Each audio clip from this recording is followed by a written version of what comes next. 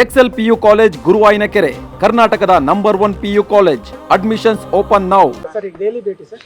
ಡೆಲ್ಲಿ ಭೇಟಿ ACC ಆಶ್ರಯದಲ್ಲಿ ಆದಿವಾಸಿ ಸಭೆ ಒಂದು ಮಾಡಿದ್ದಾರೆ. ಅದರಲ್ಲಿ ಆದಿವಾಸಿ ಸಮಸ್ಯೆಗಳನ್ನು ಆಲ್ ಓವರ್ ಇಂಡಿಯಾದ ಚರ್ಚೆ ಮಾಡಲಿಕ್ಕೆ ಅದಕ್ಕೆ ರಾಹುಲ್ ಗಾಂಧೀಜಿ ಅವರು ಬರ್ತಿದ್ದಾರೆ, ಖರ್ಗೆಜಿ, ಇನ್ನೂ ಅನೇಕ ನಾಯಕರು ಪಾರ್ಟಿಸಿಪೇಟ್ ಮಾಡ್ತಾರೆ.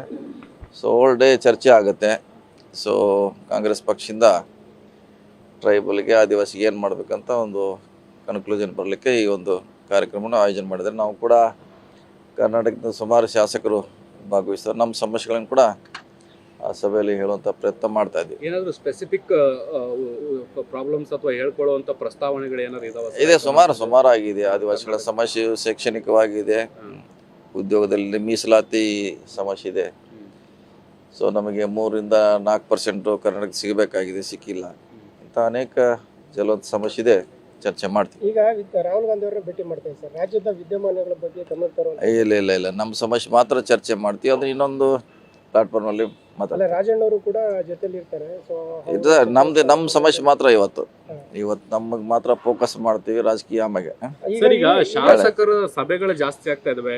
ಫಸ್ಟ್ ಟೈಮ್ MLA ಒಂದ್ ಕಡೆಗೆ ಸಭೆ ಮಾಡ್ತಿದ್ದಾರೆ, ಎರಡ್ ಟೈಮ್ ಆದಂತ MLA ಸಿಎಂ ನ ಭೇಟಿ ಮಾಡಿದೆ ಸರ್, ಸಚಿವ ಸ್ಥಾನಕ್ಕೆ ಒತ್ತಾಯ ಮಾಡಿರುವಂತದ್ದು. ಏನು ತಪ್ಪೇನಿಲ್ಲ, ಅದ್ರಾಗ ಏನು ತಪ್ಪಿದ್ದಾರೆ?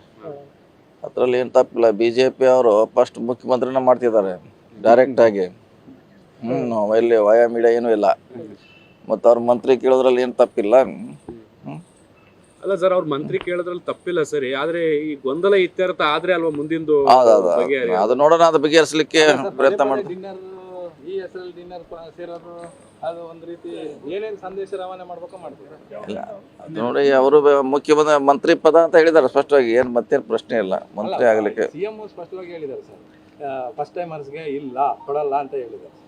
ಬದಲಾವಣೆ ಯಾಕೆ ಆಗ್ಬಾರ್ದು? ಅದೇನು ಸುಪ್ರೀಂ ಕೋರ್ಟಿನ ಆದೇಶನೆಲ್ಲ ಅಲ್ಲ. ಹೈಕಮಾಂಡ್ ಅದನ್ನ ಡಿಸಿಷನ್ ತೊಗೋಬೋದು. ಒಳ್ಳೆಯವರು ಫಸ್ಟ್ ಟೈಮ್ ಬಂದವರು ಪಾರ್ಟಿಗೆ ಅಸೆಟ್ ಆಗ್ತಾರೆ, ಯಾಕೆ ಮಾಡಬಾರ್ದು? ಹಿಂದೆ ಅರಸು ಕಾಲದಲ್ಲಿ ಮಾಡಿದ್ದಾರೆ, ಬೇರೆ ಕಾಲಲ್ಲಿ ಫಸ್ಟ್ ಟೈಮ್ ಮಾಡಿದ್ದಾರೆ. ಇಲ್ಲಿ ಮಾಡಿದ್ರೆ ತಪ್ಪಾಗಲಿಕ್ಕಿಲ್ಲ.